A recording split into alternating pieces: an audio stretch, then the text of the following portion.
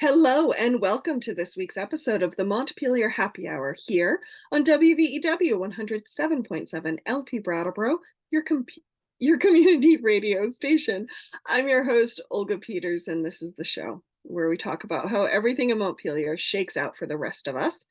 And today I'm speaking with regular contributor Emily Kornheiser from Brattleboro. Hey, Emily. Hello, Olga. And her fellow representative from Newfane, Emily Long, who is also the majority leader in the House. Welcome, Emily. Thank you. I'm so happy to be here. Hello to both of you. So glad you can be here too. And we are, as we know, this next week is election day. Big doings, but we're kind of in like a little holding pattern until election day. But we wanted to check in with you, Emily Long, since you are the majority leader, to just kind of take a pulse and start with, as the majority leader, as you're looking to the new session, what are some of the things on your horizon that you're kind of putting on the to-do list and preparing for? So first of all, I just want to acknowledge that I'm not in a holding pattern like you, because there's a lot of work to be done between now and the election, which is 5 days away. So we're working very hard to make sure that we provide all the supports that our candidates need to be elected as they're running, and they're knocking doors furiously right now and making tons of phone calls. And I have a lot of people reporting to me that they're doing honkin' waves. So there's a lot of activity going on and we're all super busy. What I am really looking forward to, and I'm getting more and more excited about this as the days pass, and that is to be able to work with this amazing group of people who are running this time. I cannot tell you, I know I've said this before from previous elections that, wow, this is a really strong group of candidates, but I'm not the only one who's recognizing it this time, clearly. And we have an amazing group of very talented people running, and very excited to get to work with them. So Emily, Emily Long, thank you for talking about the work heading up to the election, because I think a lot of folks in Vermont tend to think candidate first, party second. So we don't tend to talk about like party activities or party platforms or this kind of cohesive things that happen kind of along party lines, for lack of a better term. So I'd love it if you would just highlight a little bit more, like, as the Democratic Party, how are you supporting candidates? So I bet it's very similar to the way every party is supporting their candidates, which is to make sure that they are speaking to their values, which are our strong democratic values. Everybody needs to. There's a lot of challenges out there on the campaign trail for a lot of folks, especially new candidates, and it can be very intimidating to be a new candidate. And so I want to, my job is to make sure that everybody knows the best practices of campaigning. And again, it's a lot less about party than it is about what your values are, and engaging very closely with our voters and all Vermonters. And so what I really encourage everyone to do is make that person-to-person contact. It's not about sending out mailers, although they play a huge role now that we have mail-in voting. So that's one piece of it. But honestly, what we need to be doing as candidates is engaging in conversations with Vermonters, with voters all across the board, to try to hear what their issues are and see what we can do, where their challenges are and what we can do to help them. So that's our job. It's funny, Emily, I remember when I first was thinking about running for office, how intimidating the idea of sort of like getting to a door and persuading voters or selling myself felt like. And then when I realized on maybe the second door that it was really about like listening deeply, sharing of myself. And if I did that and I won, I knew that like I knew what my voters wanted of me and they knew who they were getting. And if I lost, it meant that I wasn't the right candidate for that particular, that for my community. And I For think it's that moment in time. yeah, or for that time. And so I think it's a really incredible, a really powerful message that I think you send as majority leader to the candidates that are running around the state that, talk from your values first, get to know your community better. That's because I don't think it helps. I mean, of course, that's how you win elections. That's like, that human contact. But I think more than that, it's what will make folks more powerful, skilled, capable, solid legislators when they get to the building. Absolutely, Emily. Well said. And for either of you, Emily Kornheiser or Emily Long, as you've been talking to either fellow candidates or voters, potential voters, what are you hearing from folks right now? Hey, before we get to that, can I actually just like do a little bit of like sort of logistics for listeners who might Sure. not know this stuff? So we have 150 seats, right, in the House. You're the majority leader for the House. How many of those 150 seats have Democrats running in them We have 123 candidates running. Okay. Cool. On Tuesday. That's the most we've had in the last two elections. I believe we had 121 in both of the last two elections. So we have 123 this time. And so oh, sorry, go ahead, Emily. And then we have sort of a specific campaign team within the House Democratic Caucus that supports those candidates, recruits those candidates, like has all of those values-based conversations for Right. that work. Right. We have layers of teams, frankly. And, our different teams are, the leadership team, which is made up of the majority leader and the assistant majority leaders. There's also seasoned members who have run many times before, and they provide supports where needed, especially in certain regions. If there's a chair who's a member from Chittenden County, they can speak to the issues of Chittenden County a heck of a lot more than they can for the Northeast Kingdom. So, we try to make sure that all candidates have contact with folks who can really help them as they're going around door to door and meeting with their voters. So, and then we do have a campaign team as well. So. And of that 123 that you mentioned who are running, any idea of how many of them are incumbents and how many of them may be newbies? That's a great question. I can't throw a number out at you right now, because to me, every single one of them are candidates. And for me, there's some who are incumbents that don't need a lot of extra help, and others who are brand new members who actually don't need a lot of extra help either. So I've never really actually counted. Isn't that funny? I don't know. Maybe Emily, you have. No, I haven't, but I don't even really have a strong sense of what the ratio is. Yeah. No, but I've got to just say about this. We have been asked over the years about our demographic makeup of our caucus and our membership in the House, the 150 members. And when someone asked me or someone a little while ago, how many women do you have? I don't count them. How many women do you have in the House?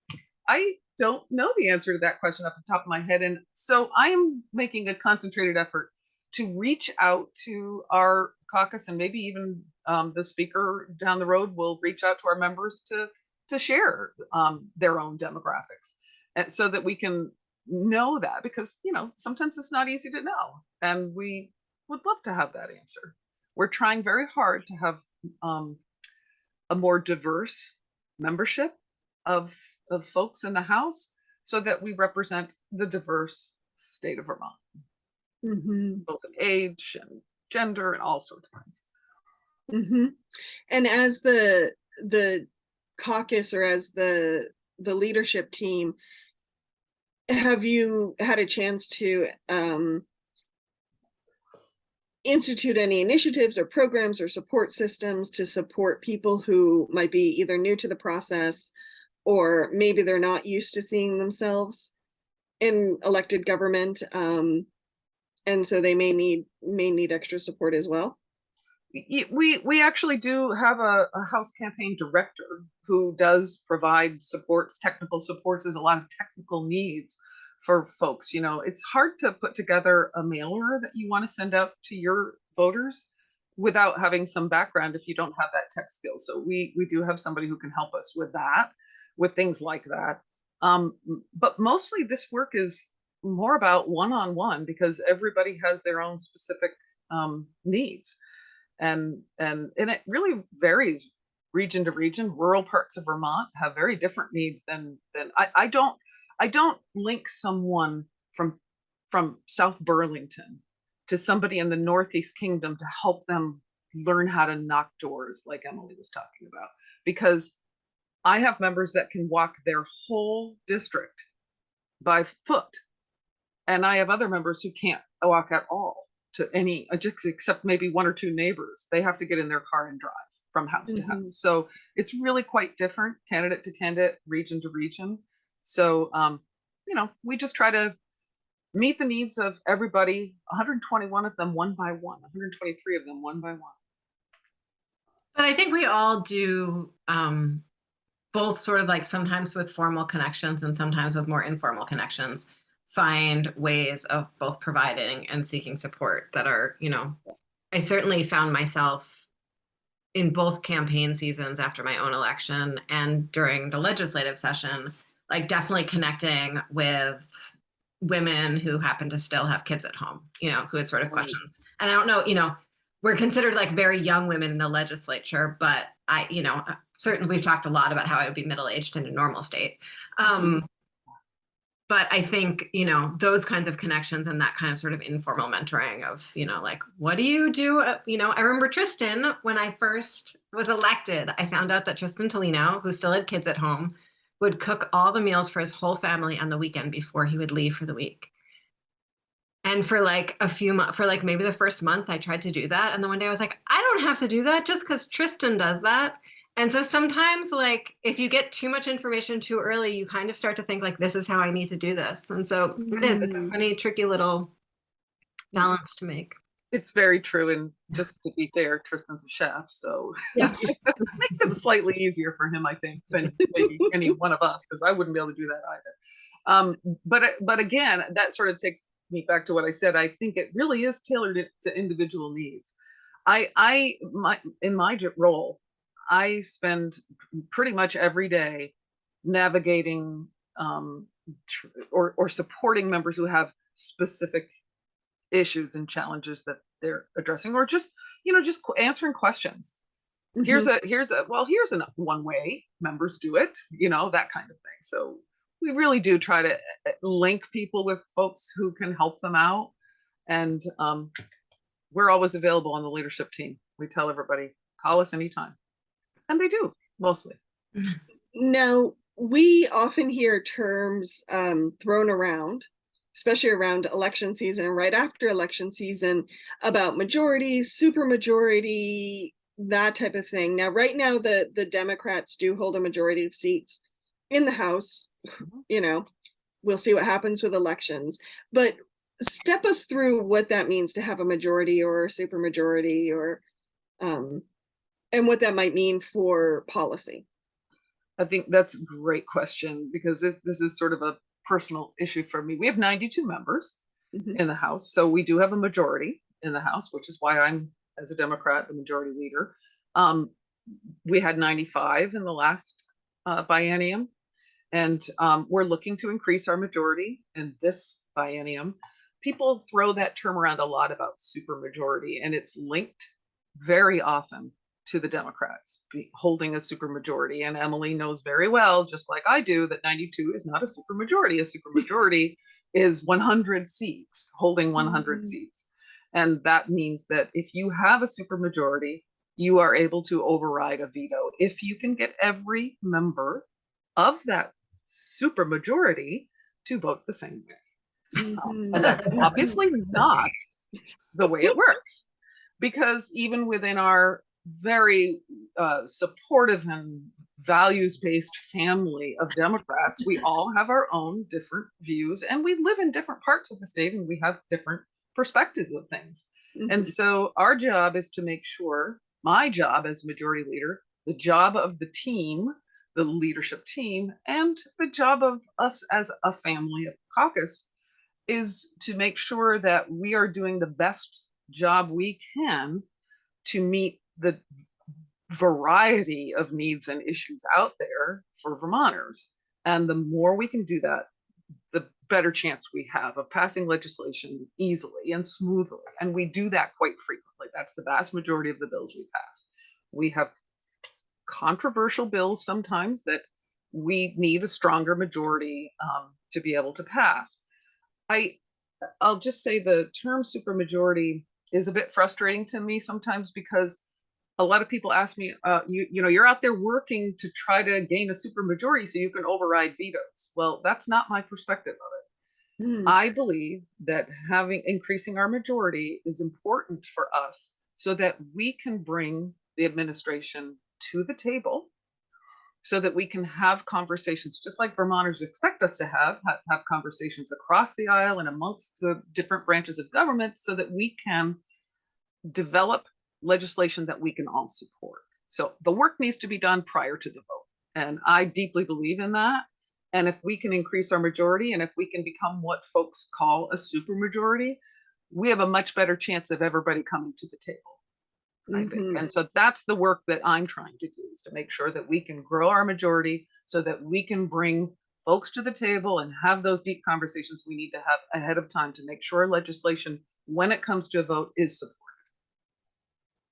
Thank you, Emily Long. And for context, I believe, Emily Kornheiser, I've heard you raise this concern in the last session that sometimes the administration didn't come to the table.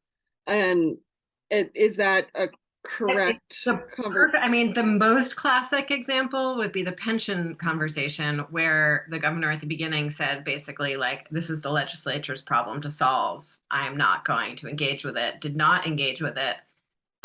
It passed. You know, we did some really, really hard work with lots of partners, lots of difficult conversations, came to an agreement with the Senate,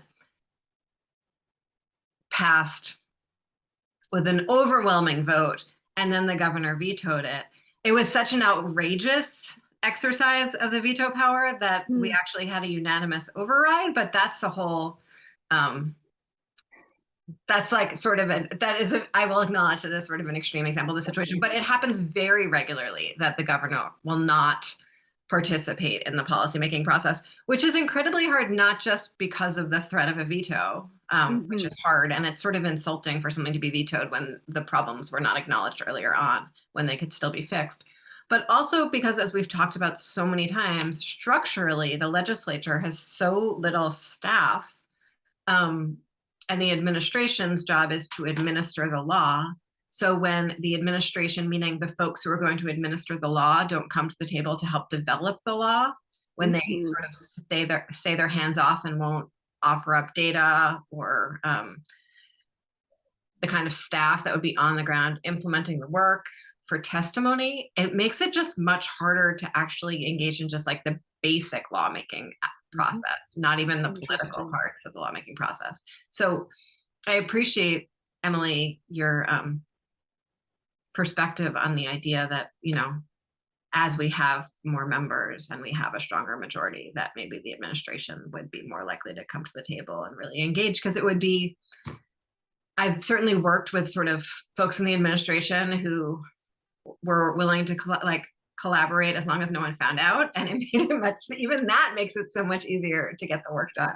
So yeah, that would be incredible. Yeah, I mean, I also think, Emily, it's what Vermonters expect of us. Yeah. They expect us to work together, and they expect us to compromise where we need to compromise, adjust legislation where it needs to be adjusted, just like Emily was just describing so well. And then, you know, we're not going to always agree on everything. I mean, veto is there for a reason, and I get that. And I think it can be used in an appropriate way. I just don't think that that's the way it's been. And Emily just described all the reasons why. And I think we can do better. And a stronger majority probably will force that conversation, that work and that compromise. And in the committee process, almost always we do the work that way. And probably I'm sort of surprised at how often, Democrats in Brattleboro will ask me about like working across the aisle and what that looks like, just because I don't think that's a reputation that Brattleboro has statewide.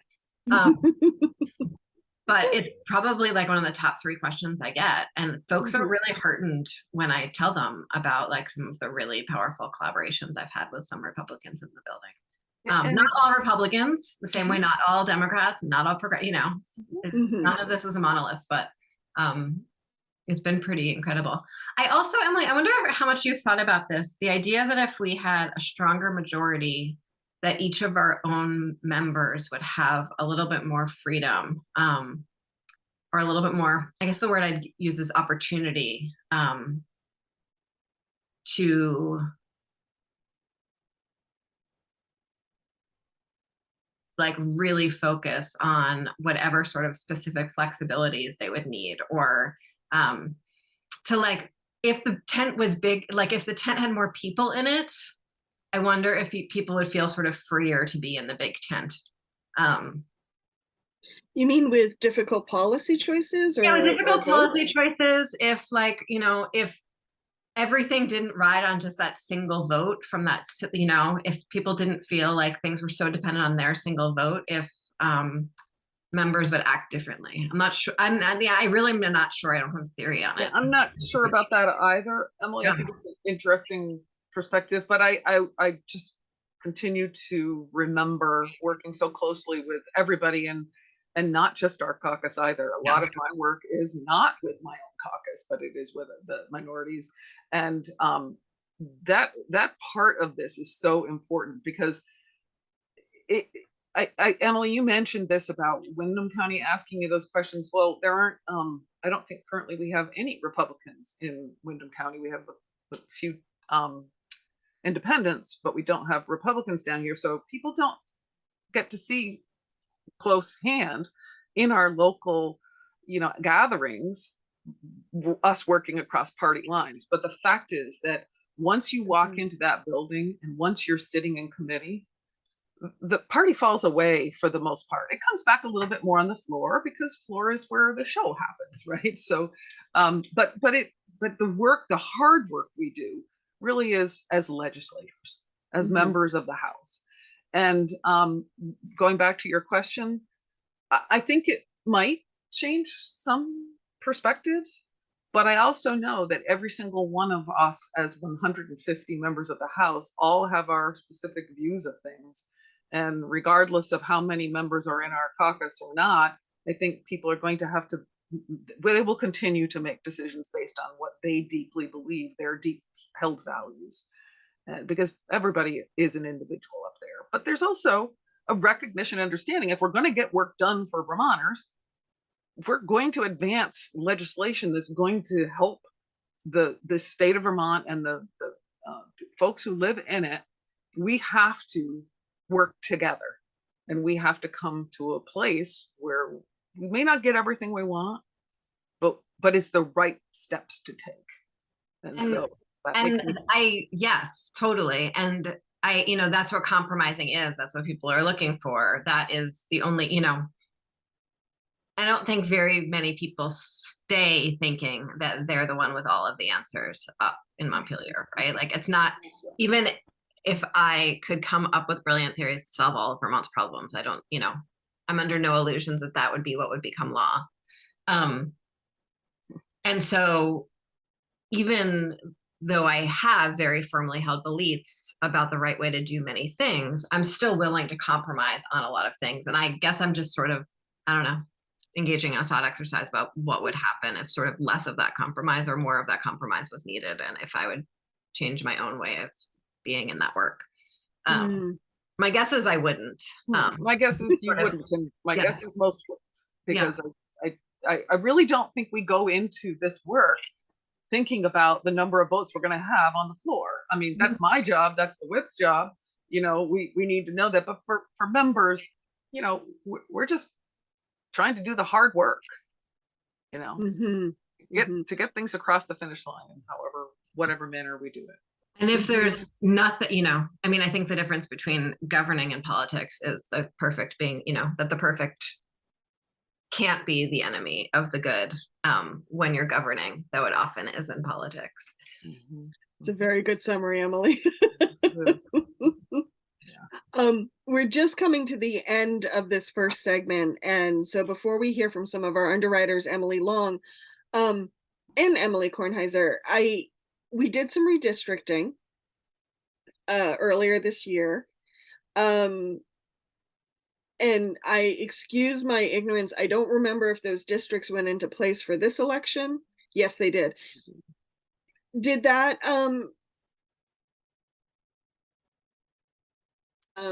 Olga how did that play? I think Olga froze for a second, but I think her question is, how is that going to change the, how does that change the electoral political landscape? I, for instance, do not have a street that I was very attached to in my district anymore, and I'm feeling sort of sad about it. But I think that is the least of the redistricting changes that have happened around the state. So yeah, and there was redistricting all over the state. Yes, some areas were a lot bigger than others. In Windham County, we've had some changes because we actually lost a little bit of our population, but the changes haven't been hugely significant here. But there are a few who've had some changes. The northwest part of Vermont has grown, and with the northwest part of Vermont growing, it shifts some of the population there. So I believe South Burlington had 4 members, and they have 5 coming now, that kind of thing. So don't hold me to the numbers, but I think that was what it was. There was also a push to consider more single member districts. There was some significant push early on in the process to do, all single member districts. But as we all know, once you try to go single member districts, you're chopping towns in half all over the place. And that didn't feel right. But there are a few more single member districts than there were before. Right. And so some of the districts have been made smaller and, taken apart and separated into 2 separate districts. And so that means that some folks are campaigning, longtime legislators are campaigning in districts that probably know them because they're neighboring towns, but they might not have campaigned before.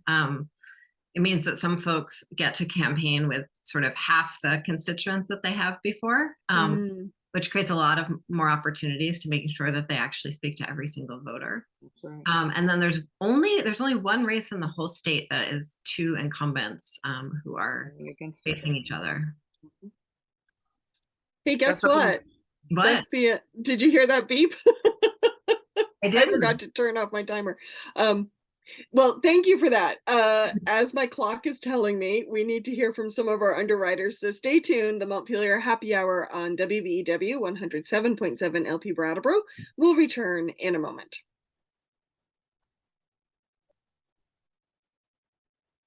Welcome back to the second half of the Montpelier Happy Hour here on WVEW 107.7 LP Brattleboro, your community radio station. You can also find us on BCTV and many PEG stations around the state, and we thank BCTV for making that possible. You can also find us wherever you find your podcasts, as well as our Facebook page, and you can always drop us an email at the montpelierhappyhour@gmail.com. Hey, Emily. What do we remind folks of at this point in time? Well, as it turns out, the views and opinions expressed here on the Montpelier Happy Hour are those of the host and the guests, respectively, and not the station, nor their employers, friends, family, countrymen. Or pets. I had a countryman instead of pets this time. So for those who are just joining us, I am speaking with Representative Emily Long and Representative Emily Kornheiser. For those who don't know Emily Long, she is also the majority leader in the House for the Democrats, and she is based in Newfane. So thank you for joining us, Emily. And let's a little bit, elections are next week. So many people may have already voted by mail, but some folks will be going to the ballots, to the polls. As both of you are out and about talking to either fellow candidates or to the voters, What are you hearing as far as lessons learned, concerns, policy, anything like that? I just want to add a framing thing. We always talk, like, I feel like whenever one of these interviews happens here on the Happy Hour, on VPR, wherever it is, the talking point is always like talking to voters. I don't think there's a single candidate who just talks to voters. You talk to 17-year-olds, you talk to like people who walk down the street. No one's like, are you a voter or not? And I'm going to listen to you or not. You just like talk to the people in your neighborhood and find out what's working for them. So I just want to like do that little verbal reset on the universe and hope it sticks. Can I also add Sounds one good. little piece to that? Yeah. That it Mhm. often is a lot more, Emily's absolutely right. I totally agree with what she's saying, but I would also add that it has a lot less to do with talking to, but much more to do with listening to. And I know our candidates who are knocking doors and meeting that 17-year-old in the street are really listening hard to what people's issues are. And that leads us to what your question was. And the first thing I'm going to say is probably the number one thing we're hearing. I don't, Emily might have a different perspective, but the feedback I'm hearing from Mhm. our candidates, probably the number one issue remains maybe a toss up between housing and child care. Mm. Climate gets pretty big. Mhm. Emily, I don't know what you think. Housing, Housing. childcare, climate, and then reproductive rights. Mhm. And Yeah. what I think gets also sort of, and then in a slightly longer conversation, because I think there's a difference between asking someone, what's an issue of concern to you, Mhm. and a conversation with someone about like what's working or not working in your life and what are Mhm. some possible solutions for it. So sorry for anyone who's watching us on the TV for my lighting today. The And so I think in deeper dives, it's often a conversation about sort of a much wider swath of social supports beyond childcare. It's really about like how government can work or not work, what Mhm. affordability means or doesn't mean. Yeah. It's that kind of stuff. But I think when someone's just sort of listing issues, it's childcare, it's housing, it's the combination of housing and childcare, and reproductive rights, and then people like being really scared about democracy. I mean, I think that question that I get about the Republicans and like the way things work in the state house is really a question that's sort of the beginning of a conversation about, I'm really scared about democracy and divisiveness, and like what can we do about it here in Vermont where we Mhm. might have an opportunity to do more. Just for clarity, Emily Kornheiser, when you said that question about Republicans in the state house, Mhm. uh, parse that out a little bit. Yeah, so I often have folks ask me what is the state house like? Do you work with Republicans? Is it possible to work across the aisle still here? Mhm. Are you seeing the same kind of divisiveness in Vermont that you see in other places? Um, and so I think that's really a much bigger question about, is our democracy going to survive? What are we going to do here in Vermont to really uphold it? We've done incredible work on voting rights. We already had some of the strongest access to the polls of any state, and what we've done over the last few years really just is pretty exemplary in terms of people's ability to vote and to access democracy. Um, Mhm. Mhm. and I think we're working every day as individual candidates and as individual members on civility, and making sure that we have the strongest democratic institutions that we can. But I think people are really scared about that.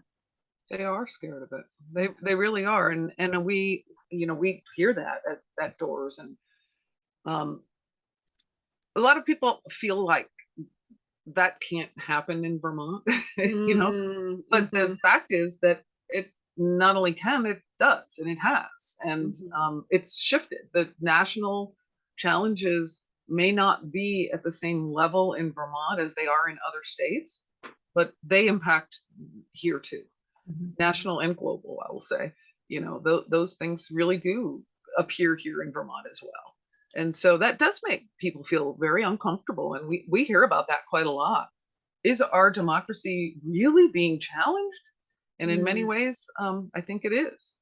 And that's why it's so important that we are out there engaging with voters in the best way we can, one-on-one, to make sure that we're telling them we're here to listen to what you're saying. That's what democracy is, so that we can try to find a path forward. But it's different nowadays. There's no question.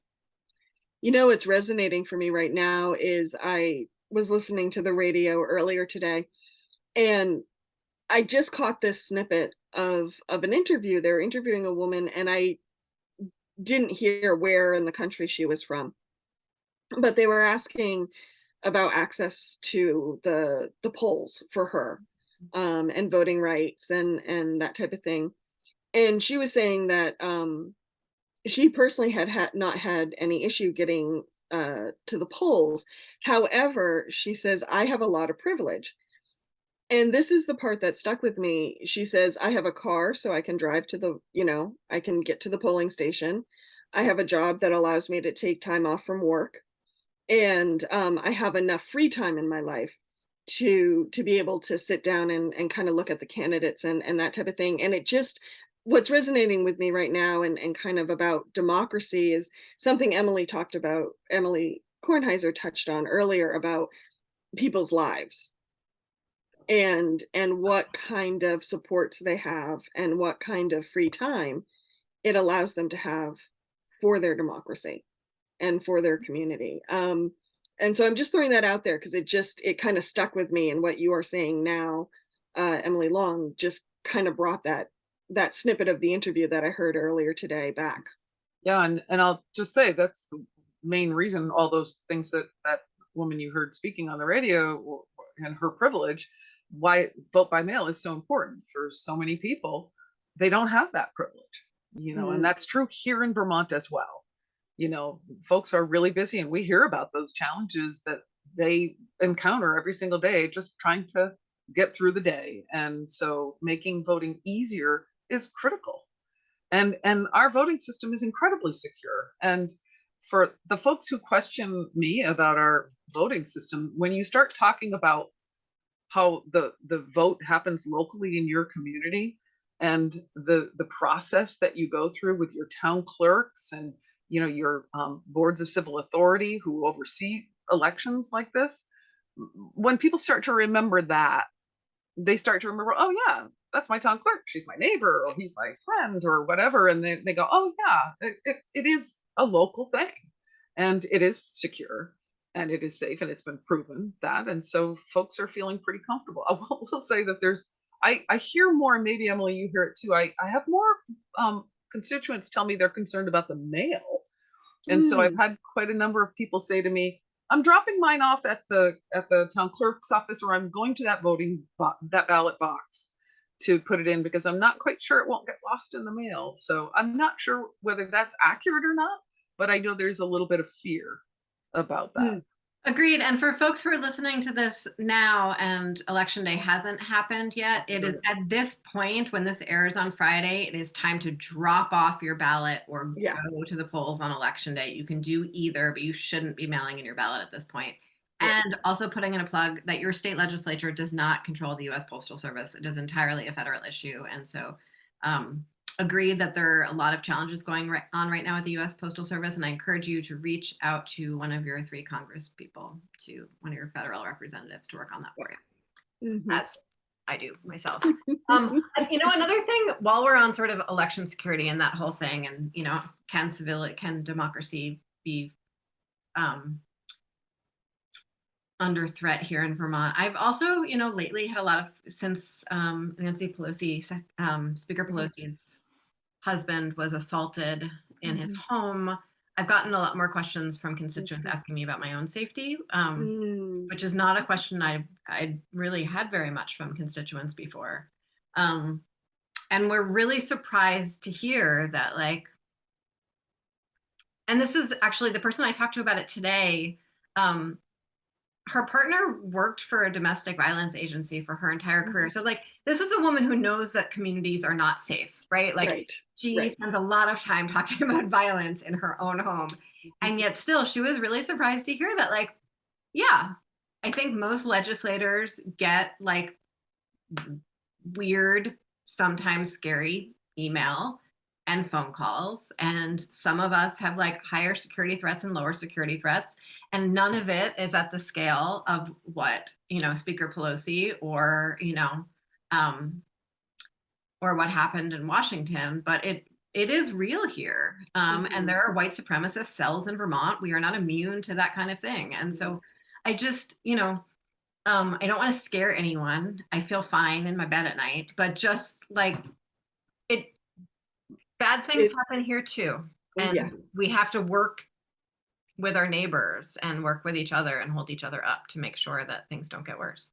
And in my role, I spend quite a bit of time reminding members that if you receive mail or an email, or you get a phone call, or you encounter a situation that makes you uncomfortable, please don't hesitate to reach out to leadership, to, if you're in Montpelier, or not even in Montpelier, the Capitol Police, because it is really important that if you're not feeling safe, regardless of whether you are or you are not safe in that situation, if you're not feeling safe, you need to speak to someone. And so I have to say that quite often when someone will say to me, I got this really strange email and I don't, and then I say, well, are you feeling uncomfortable about it? And they say, yeah, I am. And well, good, because you need to speak to someone about that then, because even if it's nothing, I think in this day and age, you just don't take anything for granted. And, it's a part of the job that I don't think existed as much in the past. It's a little more, it's a little more on people's minds today. Yeah. Yep. Well, and access is different perhaps than it was, especially before video conferencing and everything. Yes. Yeah. Right. So I know that a lot of things are not in place yet because the elections haven't happened around policy or committees or that type of thing. But I'd love it, just as for folks who may not know the process, once the election happens, Emily Long, what's kind of on your to-do list as far as, okay, we know who's been elected, and now we need to prepare for the session. So walk us through what happens then. Oh, I'm so excited to hear the answer.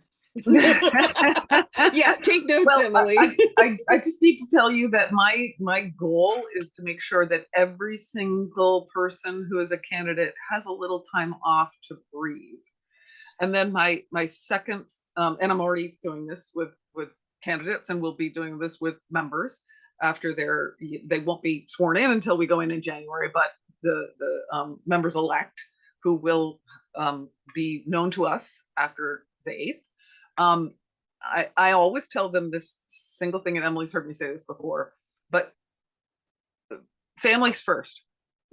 Your family comes first. I get questions all the time. I've got this problem with, this a family issue or whatever issue. I will say, families first. You've got to make sure that you are taking care of yourself and your family, because you're no good to anybody as a legislator unless you are feeling comfortable and supported and secure. So a lot of my job is make sure people are supported.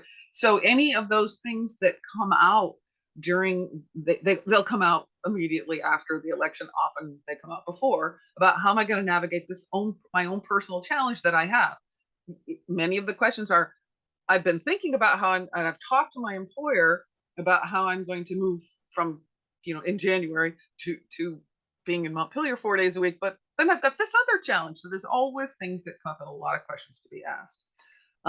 My job is also make sure that I'm making sure folks know the calendar, there's an all-member briefing that's coming up that we'll all be sitting in December. We have a Democratic caucus that we do an all-day caucus that we do every single December. It's always the first Saturday in December that we will get together for the first time as a family of caucus members and start to talk about what we did here out there on the campaign trail, the things that are really important to Vermonters, and start building that, having those conversations and building what our priorities are going to be for the next session and even for the biennium. And so those are some of the key pieces that have to be addressed. I'll just say, even just housing, it's a big deal when people don't always want to think about what their housing is going to be prior to being elected, because they don't want to assume that they're going to win their election. But it becomes a very big deal when they win their election. Where am I going to stay if I live too far away to commute? Right. Those are some of the nuts and bolts. And then one other sort of prep nuts and bolts that's less of a caucus nuts and bolts and more of a whatever, is that as pretty much as soon after the election, community invitations start pouring in. And so our Windham County caucus, which Emily and I are both in addition to being, Democratic caucus, goes to a series of meetings. Historically, we would do it just, whoever invited us, we would go to their meeting. In the last few years, we've worked to consolidate the meetings into a few days and invite people to come to us more often. We started doing that during the pandemic just to make Zoom a little bit easier for everyone. But we're gonna maybe try to do that more this year. So there's dozens and dozens and dozens of community meetings where community organizations sort of update us on the issues that they're hoping can get solved this biennium, or to just give us some more context. Some of that happens through the politic process.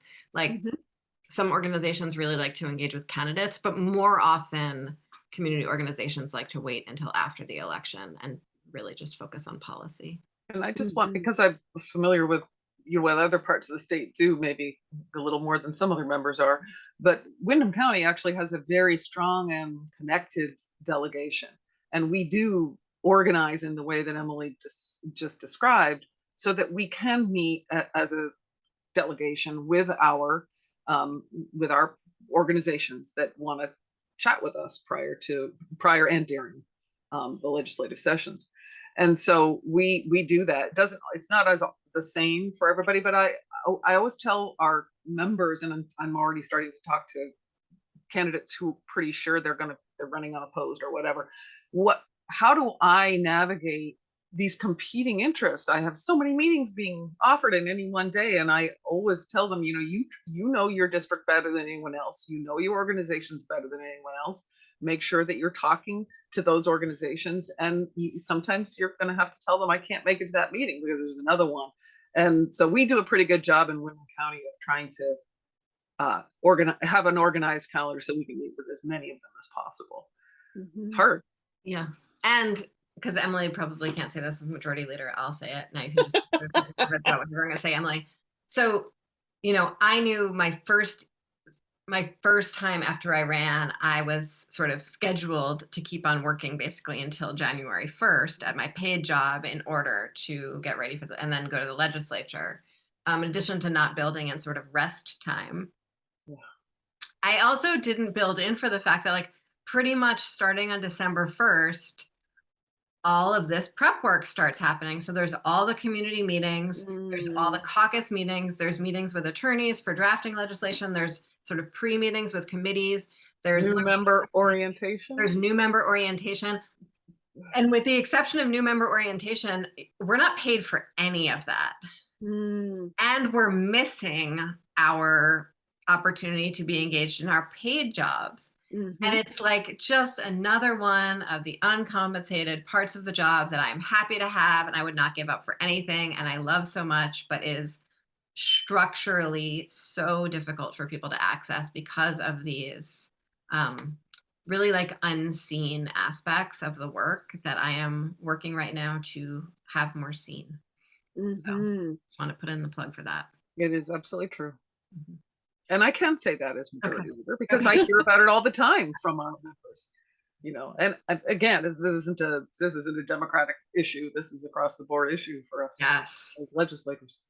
And actually, one thing I was just reflecting on how many younger Republicans left this last round being really, really clear, often mid-session, being really, really clear that they just sort of hadn't realized how much work it was and they couldn't afford to keep on doing it. And so they left. It was like a whole slew of the younger Republicans all did that. Yeah, very true. Well, and I think we've talked on this show too about one of the downsides of the legislatures, because there is so much uncompensated work or uncompensated time, it does dictate who can and cannot run quite often. Mhm. And that kind of loops back to our conversation about diversity and Yeah. representing all of Vermont. And I'll just say, Olga, the thing that I sit on the rules committee, and we have this, we're engaging in this conversation right now about how we operate as a legislature. And we're comparing ourselves to all other states, getting some support from the National State Legislator Conference group, helping us to sort of get the data that we need so we can take a look. And I will say, one of the things that people forget about when a Vermonter decides that they're going to run for the legislature and they become a elected official, Emily described about that time when you work up until January 1st and then you leave your job, you take your leave or however you work it out with your employer, you are typically taking a cut in pay. Right. For many people are taking a cut in pay. And after a few years of doing that, it really can impact your retirement. It can impact your Social Security benefits. It can impact your retirement. If you happen to be a parent who has decided to stay home with your child prior to that, that impacts your retirement. So you accumulate those years of where you're getting a lot less compensation, and it has a lifelong effect. So when Emily describes people who make the decision, I had no idea how this would impact me. Those are folks who are actually looking long term ahead of them and saying, I can't afford to do this. I can't afford to lose my retirement that I would be getting if I were working my full-time job regularly. So it's a challenge. So we talk a lot in Vermont about citizen legislatures. And this conversation about compensation and retirement and everything brings this up for me. Is that something that is like a legal term, or like, would we stop being a citizen legislature if we compensated our lawmakers better? Like, do you see what I'm asking? Is because I'm kind of wondering, like, what are we holding on to? What are we afraid to let go of if we made changes where lawmakers were compensated differently? So there's all kinds of different levels of compensation. And that's what we're finding out, that some states, bigger states typically, but some of them are close to us, pay, $70,000, $80,000 a year. And, there's a difference between full-time legislature and part-time legislature. The vast majority of legislatures are part-time legislatures. Sometimes it's something just as simple as, okay, you folks, we're not going to pay you any more salary, but we're going to offer you healthcare benefits, that sort of thing. So there's all different ways. Some legislatures, some states provide some compensation for off-session work. In Vermont, we only get paid when we are in session or out of session when we're doing official legislative duty that we have been appointed to by the legislature to do. So, and just for scale, for people to understand that, I probably spent around 20 hours a week all summer and fall on legislative related work, and I have 6 days that I was compensated for the entire off session. Yeah, and I'll just say, for me, I very rarely get on committees, summer study committees or things like that, because of being the majority leader. I don't really normally get appointed to those things. I am on rules, so if I have to go up to rules committee meetings in Montpelier, I will be compensated for that one meeting, that day, that meeting. But that's the only time I ever get any compensation for the work I do either. So we're not doing this because of compensation. That's obvious, but how much of a barrier is this for people who really would want to do it, but just can't figure out how to make it work for them? And that's a problem. Yeah. To me. So we are almost out of time. I just want to check in with both of you. With elections being next week, anything you want to add or want listeners to consider as we get ready for November 8th? Please go vote, and please Bring a friend to vote, or a neighbor to vote, or a stranger to vote. Make a hot date to vote. Whatever it is, just go Whatever works. vote. Exercise your democratic right to vote. That is the message we need to be sending out now. We are doing that over and Well, thank you very much, Representative Emily Long. If folks want to learn more about you or contact you, how can they do that? They can email me through my legislative email, elong@leg.state.vt.us. Thank you. And Emily Kornheiser, how about you? Folks can go to my website, emilykornheiser.org, and get links to all the different social medias and my email and my phone number and all that stuff. Thank you. And as always, the Montpelier Happy Hour on WVEW 107.7 LP Brattleboro, your community radio station, airs every Friday on the radio as well as wherever you find your podcasts. So have a great weekend, everyone.